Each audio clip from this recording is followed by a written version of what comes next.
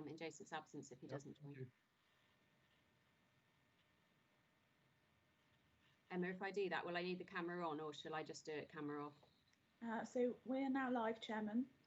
It's fine to have your camera on, Ali. Good morning, everybody. Welcome to this meeting of the River Hamble Harbour Board. This meeting has been held remotely and members are in attendance via video conferencing. The meeting is being live streamed and will also be available for repeated viewing. I will begin by naming the members who are in attendance for the public record and asking members to confirm their attendance.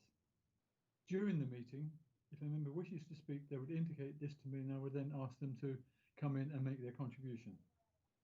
The decision would be in the form of a verbal vote at the end of the meeting. Just to remind members that the County Council standing orders continue to apply, so please keep your microphone muted unless you have been called to speak, and you may be visible on the screen to the public and to other members even when you are not speaking. Those members in attendance, if you could confirm members when I call out your name. Councillor Peter Latham. Confirmed. Councillor Keith House. This is me. Good. David Jobson. Present. Nikki Horn. Sorry. Here. Chris Moody. Here. Jason Scott. I'm still waiting for Jason to join us, but we will move on with the agenda to the next item, which is apologies for absence. And I can confirm that there are no apologies have been received and all the members are in attendance. Members, do you have any declarations of interest to give now? David? Thank you, Chair. Just for the record, a member of RAF and Royal Southern Yacht Club's midstream mooring holder and a member of the RYA. Thank you, Chair. Chris? Member of the Royal Ash Sailing Club and chairman of the Hamble River Boatyard and Marine Operators Association. Thank you. Any others? No? Right, thank you. Can we have confirmation of the minutes of the last meeting? Members, if you've got any matters arising, could you sort of show your hand now? David. Thank you, Chair. Just parcel up 3 points, just to carry forward the outstanding issue on the lifeboat showers.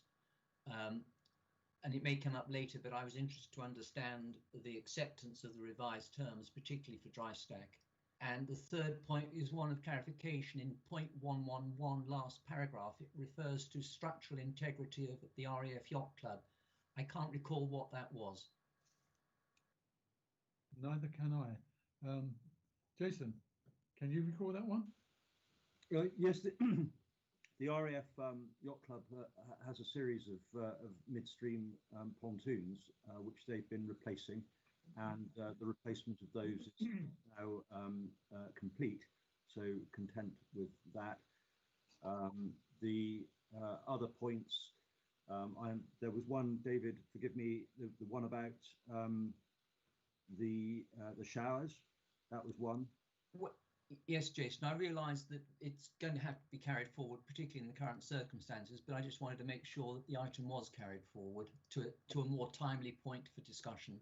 And the third point was just any feedback on the revised rates that we agreed at the last meeting, in particular dry stack. No, the invoices were put before those who have dry stack facilities, and they have been paid.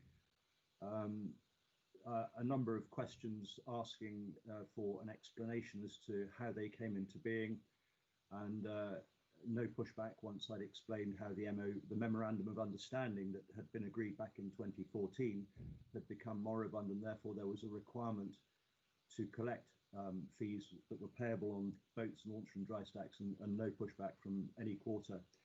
A number of planning items have gone before various committees. I understand that Premier Marinas will be looking to expand their dry stack facility by around about 30 boats during the course of this year, and we will reflect that in next year's charges.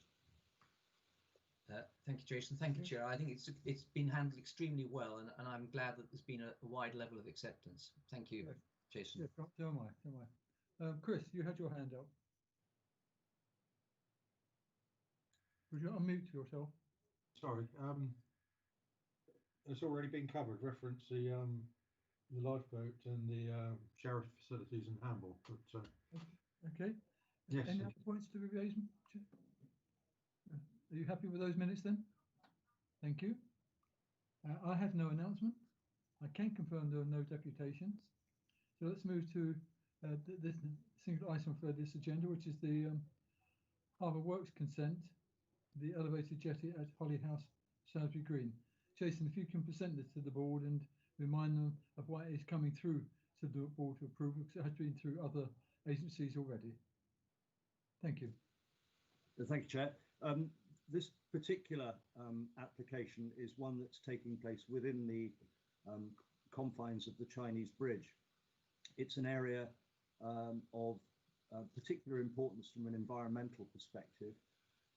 It has already undergone application and approval by every relevant authorities, although every relevant authority, including Fareham Borough Council, this is the last stage in the process. The developer, we asked whether this would be possible to delay this to a September meeting, and the developer asked that we process this earlier in order to advance the development given the approvals already given. I understand the Marine Management Organisation have yet to issue the licence, although the approval has been given, but that is something that will happen. The proposal is the first of any of this sort within that area. It is a high-level jetty that is built in order not to compromise what is a precious overwintering feeding ground for birds and so on. And the purpose of this jetty really is as a landing stage rather than as a permanent jetty. Clearly, it would be inappropriate for any craft to tie alongside that berth and then settle on the ground and commit damage to the ground, which the jetty is itself by way of its design designed to avoid. So you'll see there in the conditions we've set that it should not be as a permanent berth. It is not something in particular that I personally favour, but that is really not the issue here. The issue is that it's being done correctly, the processes have been followed, and all the relevant authorities have given their approval.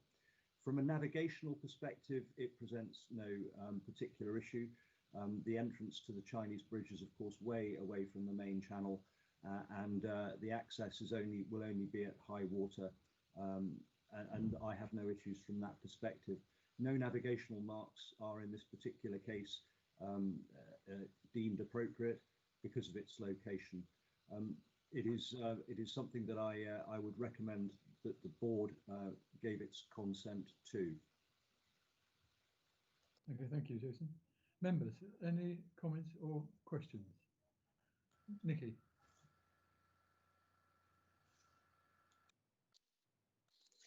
Thank you, Keith.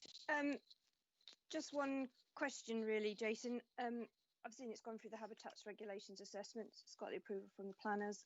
It's got a number of conditions on the planning consent. There's concern from my perspective is not so much the construction, but the ongoing use of the structure. And I just wanted reassurance from you in terms of our ability to enforce the fact that the jetty or landing stage is not used as a berth and will not have a boat resting on the intertidal, and whether because actually that sits with the Harbour Authority. I don't think there is anyone else in terms of a statutory body that could enforce that particular part of the recommendations. Thank you. Jason? Thank you, Nikki. Yes, the duty will inevitably fall upon us to walk past and or to drive past and to take a look. And I think early intervention to establish a culture of non-use will be very important. Thank you. Thank you. Chris, did you have a comment? No, I'm in favour of it. I mean, Okay. David? Thank you, Chair. It perhaps ought to be made clear that there's no obligation upon Hants County Council to maintain the Chinese bridge, and at some time in the future it may become landlocked with a sluice. I guess that's something for the future, isn't it? And I imagine the owner must be aware of the long-term potential. But there's the point is there's no obligation to maintain the fairway. Okay. Jason? I think where that particular area, there's no obligation to maintain if there is a decision that's made, as the chairman said, that is made in the context of the time to close off that for environmental reasons, then we will deal with that. The rights of navigation in there apply as elsewhere in the river, including up to beyond Botley and Kerbridge. For example, a couple of 100 yards beyond Botley Sluice, it is our responsibility to maintain the rights of navigation beyond there too. I think when were that to be closed off, then that would be the rights of navigation, the lease, etc., and that the Establishing Act would have still allowed people to access the point and get into the behind Bunny Meadows and paddle in paddle boards at high water. They could do that, and we would maintain that. The access really through the sluice would be a separate issue. I don't think I've explained that very well. I think if you were to cut off Bunny Meadows, in short, you would still be able to go in there at high water were you in a paddleboard or a kayak, for example, and therefore rights of navigation would be maintained. It's just rights of access for other craft getting in there. Okay, thank you, Jason. Members, any other comments or questions? Only I think, Chair, that should be made clear to the applicant. Any particular reason for that concern, David? Well, other than that, if in the future we have to change the bund to maintain the walkway, it may disrupt the fairway. Okay, I guess, Jason, it wouldn't hurt to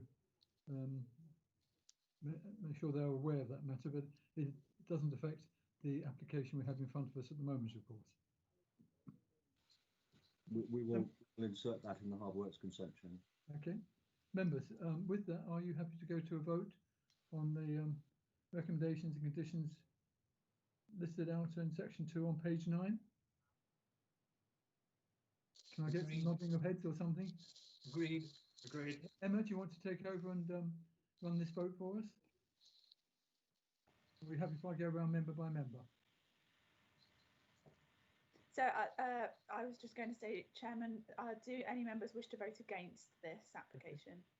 Do any members wish to vote against this application? No. No. No. That's unanimous, yes. In favour. Yeah. Okay. Right, with that, members, we come to the end of the meeting. Thank you for your time this morning. We thought it important that this decision be taken in public rather than effectively behind closed doors at an officer level in terms of the principles of the whole matter. But I thank you for your attendance and wish you a good day and a good weekend. thank you, Chairman. Thank you, Keith.